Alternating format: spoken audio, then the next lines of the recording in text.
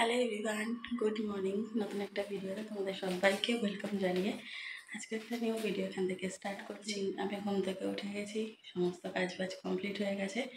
আর এই যে এনাদেরও তুলে দিয়েছি, কিন্তু এনাকে এখনও তুলতে পারিনি। তো এই ঘুমাক, এরই পরে উঠবে। তো চলো ভিডিওটা এখান থেকে স্টার্ট। আগের দিন রাত্রেবেলা এখানে আমি এই জলের যে ড্রামগুলো, এগুলোতে আমরা জল ভরে রাখি, তোমরা সবাই দেখো। আর আমাদের তো সাবমার্সাল বসানো বাড়িতে, তো আমাদের যখন পাম্প চালায় তখন আমাদের এইখানে এই বোতলগুলোতে আর কি জারের মধ্যে জল ভরে রাখি। তো দুটো বোতলই নোংরা হয়ে গিয়েছিল, তো তার জন্য একসাথে আর কি দুটো বোতলই ধুয়ে রেখেছি। তো এখন সকালবেলা দুটো বোতলই এখানে ভালো করে এখন আমি মুছে নিচ্ছি, পরিষ্কার করে রাখছি। আর মা পরে সুন্দরভাবে জল ভরে নেবে, আমি জলটা ভরি না, জলটা মাই ভরে। আর এখানে দেখো ভিডিও করতে করতে চা করতে গিয়ে আমার কি বিপত্তাই না হলো। সেটা হচ্ছে এই যে পুরো এখন আমাকে গ্যাসটা এখন পরিষ্কার করতে হবে। তো আর কি, যেরকম ভিডিও করতে গিয়ে পাকামো মেরেছি, সেরকম এখন পরিষ্কার করার ঠেলা সামলাই। তো চাটা ওদিকে হয়ে গেছে, বাবাকে চাটা দিয়ে দিলাম আর চলে এসেছি এখন এখানে পরিষ্কার করতে। ভিডিও করতে করতে বেশি ক্যাদদারি করলে এরকমই হয়। তো সুন্দর করে আমি পরে ভিডিওটা করতে পারতাম, যার জন্য আমি একটা হাতে দিতে গিয়ে পুরো অসুবিধা হয়ে গিয়ে এখন আমাকে ডবল খাটনি খাটতে হলো। তো এই আর কি, বেশি পাকামো করলে এরকমই দশা হয় আমার মতন। তোমরা কিন্তু কেউ আমার মতো এরকম পাকামি করো না, তাহলে কিন্তু আমার মতো এরকমই কিন্তু তোমাদেরও খাটতে হবে। এই আর কি, এটাই বলার। তো চলো এবার এখানে গ্যাসটার সমস্ত কিছু পরিষ্কার করে নিই, ডবল খাটনি খেটে নিই, তারপর আর কি রান্নাবান্না বসাই। আর রান্নাবান্না শুরু করতে করতে তার আগে ডবল খাটনি হয়ে গেল। জানি না কপালে আর আজকে আমার কত ডবল খাটনি লেখা আছে। ডবল খাটনি খেটে তারপর এখানে চলে আসলাম হচ্ছে আলু আর গাজর কাটতে। কারণ রোজ রোজ তো সেদ্ধ ভাত খাই, তাই আজকে আর সেদ্ধ ভাত খাবো না। আজকে ভাবলাম ঘরে আলু আছে, গাজর আছে, একটুখানি ডালিয়া করে ফেলি। তো যেমন ভাবা তেমন কাজ, ডালিয়া দিয়ে আর ডিম সিদ্ধ দিয়ে আজকে আমাদের সকালে ব্রেকফাস্টটা হবে। তো এখানে ঝটপট করে কেটে নিয়েছি। আর এই যে এখানে ডালিয়াটাও একদম পরিষ্কার করে ধুয়ে রেখেছি। আর এর নিচেই আছে হচ্ছে এই যে আলু আর গাজরটা ডুমো ডুমো করে কেটে রেখেছি, একটু বড় বড় সাইজ করে। প্রেশার কুকারটাও রেডি।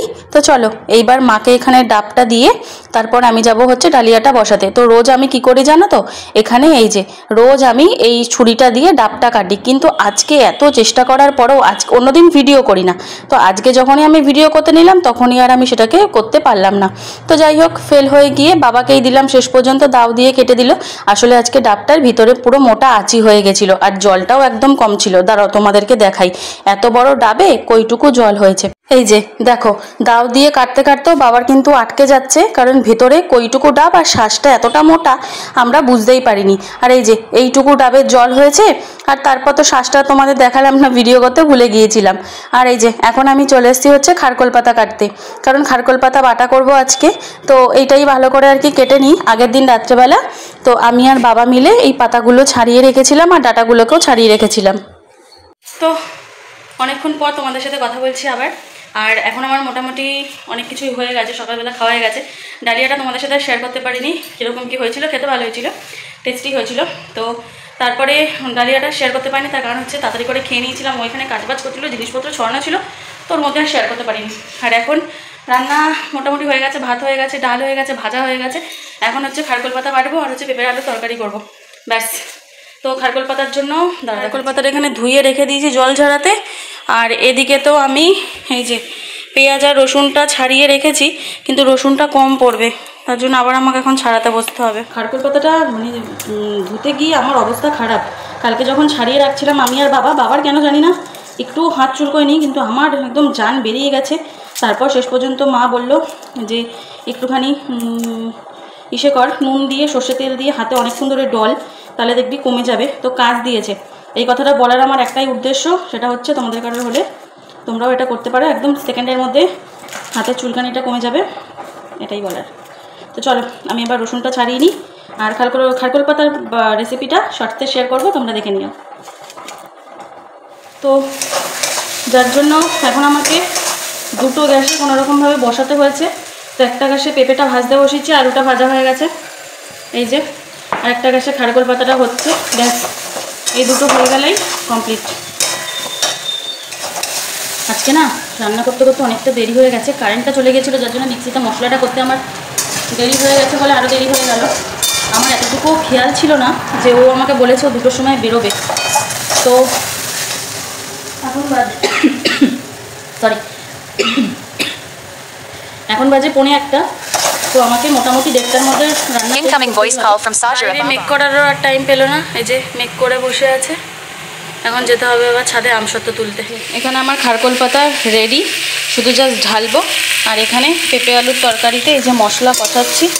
ভাগ্যিস বড় গ্যাসটায় বসিয়েছিলাম, মানে বড় কড়াইটায় বসিয়েছিলাম, নাহলে শেষ করতে পারতাম না।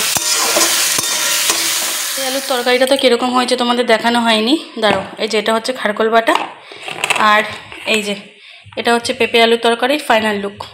আকাশের যে অবস্থা কি আর বলবো তোমাদের, নতুন করে আর বলার কিছু নেই। রোজ এই টাইমে একই টাইমে বৃষ্টি নামছে, পুরো মেঘ করে আসছে। আমসত্ত্বগুলো তুলে এসেছি।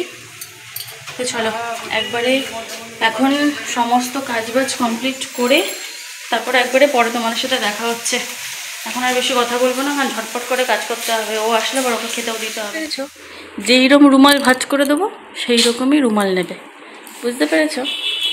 নাহলে মেরে না পিঠের চামড়া তুলে দেবো, বুঝতে পেরেছো?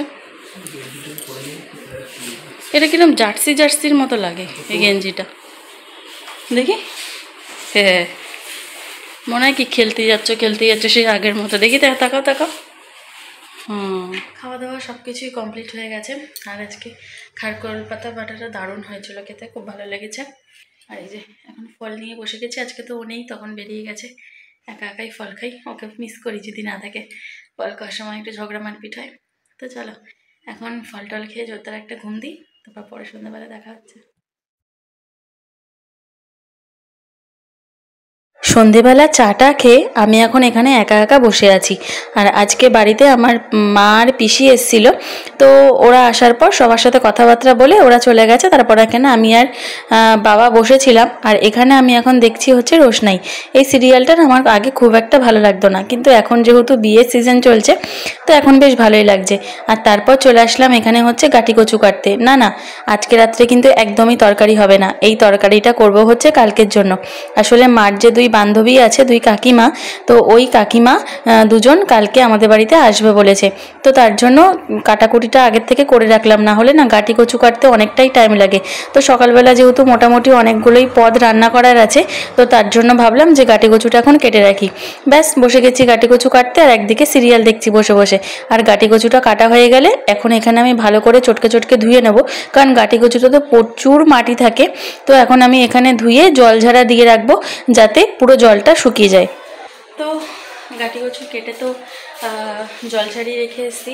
আর এখন এসেছি এই যে গোপালদের শোয়াতে, আর ওদের সন্দেশ খেতে দিয়েছি। মা আর পিসির সন্দেশ এনেছিল, সেটাই দিয়ে দিয়েছি। আর এরপর আমরা খাওয়া দাওয়া করব। ওকে ফোন করবো, আসতে বললে দেরি হবে, তো ও যদি না আসে তাহলে আমরা খেয়ে নেবো, আর যদি আসে তাহলে আমরা একটু বসে যাব। তো 10:30 বাজলে ওকে ফোন করবো, এখন 10টা বাজে। তো চলো এমনি চলে এসেছে, আর আমরা সবাই একসাথেই খাওয়া দাওয়া করেছি। 11টায় আসবে বলেছিল, তাড়াতাড়ি করে চলে এসেছে, তার জন্য আর দেরি করিনি, তাড়াতাড়ি করে খেয়ে নিয়েছি পেঁপের তরকারি দিয়ে রুটি। তো চলো আজকে ভিডিওটা এখানে শেষ করে দিচ্ছি, দেখা হচ্ছে নতুন একটা ভিডিওতে। টাটা। কি গো, টাটা করে দাও, একটু টাটা করে দাও। চলো।